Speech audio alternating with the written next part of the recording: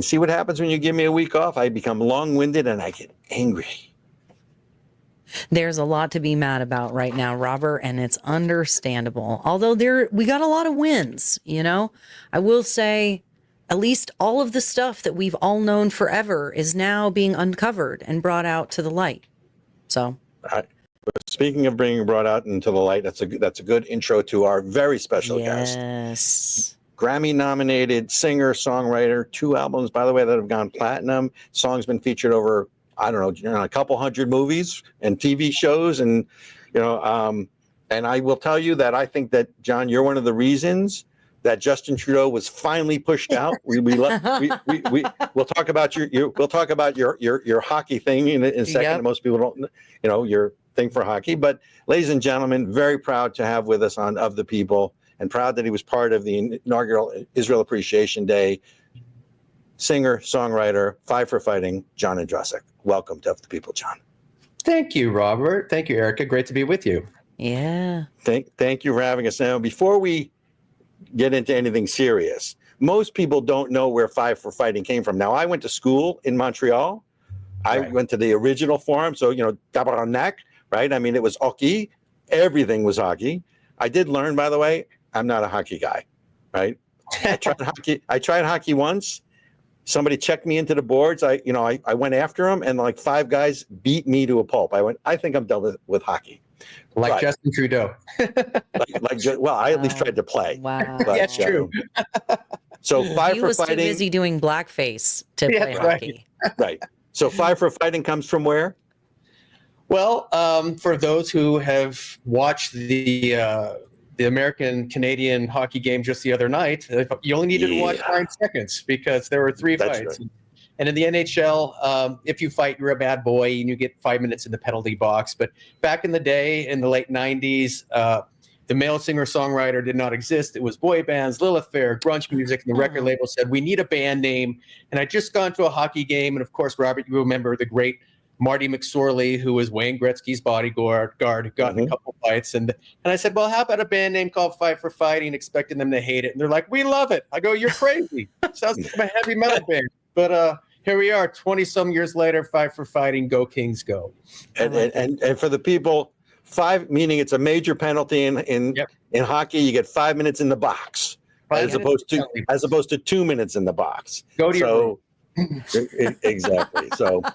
So Ericka, I knew you didn't know that, so I did this for your edification. I did not know that. And for our listeners. I did not know that. How do you get that? Like, do people generally know that it's a hockey reference? You can tell where I am in relation to the equator by how many people know. The further north I go, people get the Five for Fighting thing. Of course, in Canada, they all love Five for Fighting. They don't even care about the music. But I'm a SoCal boy. I kind of grew up with the Kings, and when Wayne came, big hockey, big sports fans. So it's actually had a great kind of payoff in that I've been able to play some incredible events: Daytona 500, outdoor hockey games, All-Star games, Monday Night Football. And you know what? John Ondrasik doesn't play those gigs, but Five for Fighting does. So it's been worth it at the end of the day. That I love it. Okay, can I ask maybe a salacious question? Of course. Okay, this is not on the Robert. Don't get mad at me. Okay, so what is your take on the America-Canada hockey game that just happened last week, where everybody was freaking beating each other up the whole time? It was the greatest thing I've ever seen. Perhaps second greatest, 1980. Yeah. Well, you didn't let me finish. I was going to say perhaps the best thing for hockey since the miracle. Since the miracle. I mean, I think, and again, a lot of the Canadians play on our favorite teams. They play on the Kings. Right. And so, it's just a wonderful spectacle. It's wonderful for people who are not hockey fans that kind of got a look into the game. We all saw the NBA All-Star Weekend was a disaster, so people were flipping around. They found an incredible game. And look, those guys playing for their country, half of them are injured. Many can't play Thursday in the final because they've played so hard. Can you imagine an All-Star game where people care so much about playing for their country. So I have a lot of respect for these players because, so many other sports, they wouldn't even give the time of day, but it's fantastic. There should be a great game Thursday night. Let's hope the U.S. wins, and let's hope hope they don't have 3 fights in the first 9 seconds, because I don't know if we'd have enough players after that. There'd be nobody left. There's going to be the goalie and one guy on the other team. And I was in Montreal at McGill at 1980, not at Whiteface, right? Not when they were playing, but we had a massive crowd, mostly of Americans, and it was still, it brings chills how special that evening was. I mean, it was just, the emotions of hockey. In any event, we didn't bring you on to talk about hockey, but I had to start with the five for fighting. You have been a singer-songwriter, Grammy nominated, I might add, ladies and gentlemen, for 30 years, 40 years. But your activism, you've always been engaged in the community and in service and things like that. But, I know, and you and I have talked a little bit off camera, especially with Israel Appreciation Day, but your activism really sort of took on a whole new meaning after October 7th, right? And you've been working with the hostage families. And we just read that the Bibas family, we just found out was the mother and 2 kids when they were in captivity were just murdered, and they're going to get the bodies back. How do you maintain your focus and your, what I would call, positive outlook? You're driven, you're determined, you're trying to make a difference, and I think you do. But when you have news like that, it just, I don't know how to move the message when there's that kind of ugliness and brutality on the other side. No, I hear you. It certainly, breaks your soul, breaks your faith in humanity, and it's a punch in the gut after punch in the gut. But, I think a switch went off for me when I performed Superman at the Concert for New York after 9/11. I saw personally how music can be critical to a nation's soul, a nation's trauma. It wasn't just my song. It was The Who, Blowing the Roof Off Madison Square Garden, many artists. But I saw how music can matter in ways nothing else can. It can break through walls. It can break through nations. It can provide compassion, and somebody will listen to a song where they don't necessarily will listen to words. So I've seen how music is so important. And as you said, I've never been someone who stands on a soapbox and preaches my worldview. Celebrities that do that annoy me. But it really started with you, Robert, after Afghanistan, with the Afghan withdrawal, abandoning our citizens, 13 soldiers killed, abandoning our Afghan allies. And I wrote a song about that called Blood on My Hands that kind of took on a life I can imagine. Went to Ukraine, did a song with Ukrainian orchestra. But October 7th was certainly different because it was like 9/11 all over again. And I really didn't have an intent on writing a song about it. As you said, there's no words, no song that can express the horror of that. Yeah. But when we saw the world, the media, the UN, the Rashida Tlaibs of the world, our college campuses, basically becoming Hamas allies, I could not be silent and wrote, "Okay, we're not okay." And it took on a life I couldn't imagine. But to me, it's really about good versus evil. It's not about religion. It's not about a group of people. It's good versus evil. Israel's on the good side, and that's why I'm with them.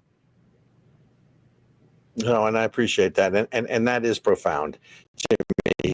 I guess where I have sometimes a hard time, in all candor, and you and I talked about this, the hostages. I lived through the Iran hostage crisis.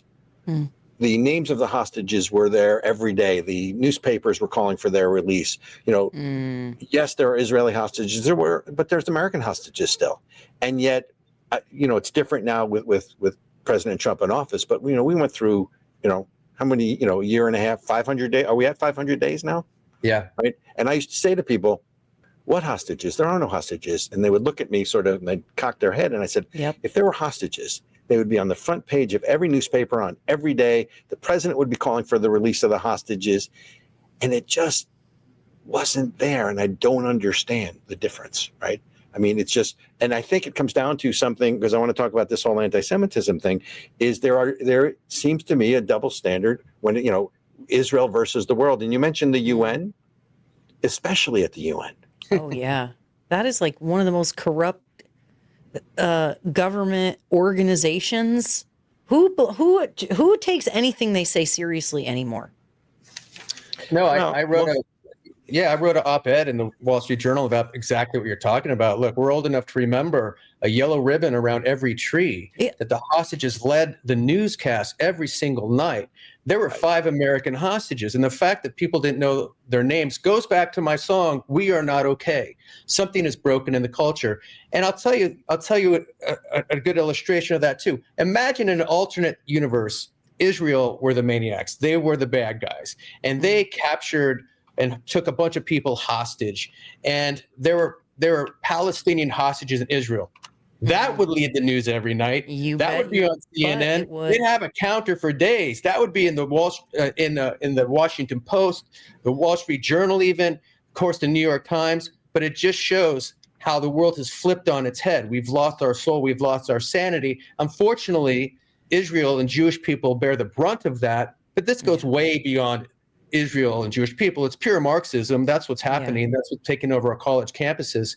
But it is something that I think there's no excuse for. But like you said, we have got some wins. We're seeing sanity and common sense stand up again.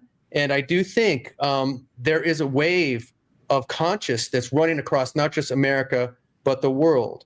And I'm encouraged by that. But the fact that you're right, that we don't know the names of our hostages, along with, Newport USC students ripping their posters down. It's a disgrace. And there's been a lot of disgraces the last year and a half, but hopefully things are on the upswing. Wow. And I hope things are on the upswing. And I believe that they are. What do you make of the out-of-the-box proposal for, I would say, Judea, but the media would call it Gaza, right? I mean, what's your take on that? Well, I really want to play the Trump Hotel Gaza. I look forward to that gig. Look, I think we've seen this pattern over and over again. We cannot allow Hamas, whatever you want to call them, the Palestinian Authority, to refit, retool, build more tunnels, start the cycle all over again across the border from Israel. It cannot happen again. And I think, Trump always tries to inflame the headlines, but it's negotiating tactic. And you already see results. You see Egypt, Middle Eastern countries coming to the table saying, well, no, we'll rebuild Gaza. So I think whatever it ends up being, you cannot have a death cult, a generational death cult existing across the border from Israel. You cannot. Israel cannot have that. And now finally, with Rubio and President Trump, J.D. Vance, Israel has a real ally in America. So I think you're going to get some big changes. There's not going to be people hamstringing Israel. We're not having Tony Blinken saying, well, if Israel doesn't change their ways, they're indistinguishable from Hamas. You don't have that madness. So look, I wait for results with Trump. I wait for results. I think the idea, though, and Netanyahu just said that yesterday. He said, you're right. The only way that we can have any sort of peace is to not have the death crawl across the border. And I think that will be the result, one way or the other. Yep. And, and the thing that always frustrated me was right after October 7th was the immoral equivalence coming out of the White House, right? And the concept of, well, Israel needs to have a proportionate response. And my response was, so you want Israel to burn babies alive, rape women, and cut off their genitalia? Would that be a proportional response? Right? I mean, it's so, look, it is refreshing. I want to, however, because I think this is so insidious, right? You play around the world. We just saw the Munich Security Conference in Germany. Obviously, I think Vice President Vance gave a blisteringly good speech. Historic speech. Churchillian, right? Yep. I mean, didn't quite have that lilt or accent that Churchill did, but it was Churchillian in its magnitude. I would certainly for the future. I agree. Right? I agree. Right. But then you have, and Ericka, if you're still here, you mentioned Secretary of State Rubio, who just was on 60 Minutes, or maybe not 60 Minutes. She was on CBS. Yeah. The fact that they can pigeonhole something and get it so wrong. I want to play this real quick and get your reaction. I think you've probably seen it. And for our audience, this is basically where you have CBS anchor Margaret Brennan, who basically says that the Holocaust was brought around because free speech was weaponized. right? I mean, that was the argument, and it's more wrong than you couldn't be. But if you haven't seen it, ladies and gentlemen, take a peek. Let's roll this one, Lord Redic. Well, he was standing in a country where free speech was weaponized to conduct a genocide. And he met with the head of a political party that has far-right views and some historic ties to extreme groups. The context of that was changing the tone of it. And you know that the censorship I have to disagree with was you. specifically about the right. No, I have to disagree with you. Free speech was not used to conduct a genocide. The genocide was conducted by an authoritarian Nazi regime that happened to also be genocidal because they hated Jews and they hated minorities and they hated those that they had a list of people they hated, but primarily the Jews. There was no free speech in Nazi Germany. There was none. There was also no opposition in Nazi Germany. They were a sole and only party that governed that country. So that's not an accurate reflection of history. I mean, where do you go with that? When we started with the whole Jim Acosta wanting to boycott the White House. God bless you, Jim Acosta. You get your ass fired from CNN. I don't know how much lower you can go than that. But yeah, good night. How do you combat that? You travel around the world. You play around the world. I will tell you that. So last, December, I was in Italy. I was in France, and the media there is worse than our media in terms of its anti-Israel, anti-Semitic positions. And we have this domestically. Well, first, I have to give Marco credit. He was much more diplomatic than I would have been. And look, nothing in the media surprises me. The idiocy of the media. Look, CBS was the same news outlet that doctored Kamala Harris's interview because they knew that they were basically showing the behind the curtain. Later that night on 60 Minutes, as you probably saw, they interviewed some folks in Germany who will basically put you in jail if they don't like your tweet. And they never asked the question, who is picking what is offensive and what is not? Where does this lead to? So really, our media has, and we've known this. Look, this is the same media that covered up for Joe Biden's dementia for 3 or 4 years. So nothing surprising me there. But what does really concern me is exactly what J.D. Vance was talking about in Europe. Literally in Germany, there's a vice chancellor that has filed over 700 lawsuits, offenses against people that have called him an idiot. They are arresting people and putting them in jail. That should be chilling for everybody. This is not North Korea. This is not even Putin's Russia. This is Europe. And that should scare all of us. And thank goodness for J.D. Vance standing up and telling these folks what they didn't want to hear, because it not only maybe offends them, but what that does is give people that have a clear view about what free speech is, what freedom is, to empower them to speak up and stop this basically downfall of Europe. So, and how much of this craziness is being funded by USAID? Now that we know that so much of the media in other countries is now being fed all this garbage nonsense too, like, is this our fault? Is this actually our fault? We saw that we spent $3 million supporting Hamas through different NGOs.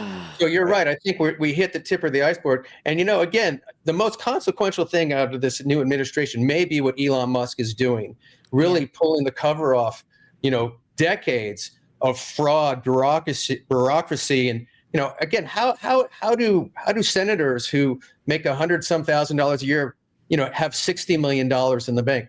I think all these questions that American people deserve an answer for. Look, if we can't audit the IRS, they should not be able to audit us. You talked about the Defense Department. It's like this, again, I think with all the misery in the world, there is a lot of really great things happening. And that's why some on the left and the media are so scared. They're so scared because I think there's things that we can't even imagine yet that are coming down the pike. And America deserves to know. We need to know. We deserve to know what's happening, because if we don't know, we can't change it. And the place that you can find that out is at the American Center for Education and Knowledge, our sponsor. Let's hear from them really quick, and we'll be right back and we'll be back with John Ondrasik, 5 for Fighting. Mr. John. All right, y'all, hang on.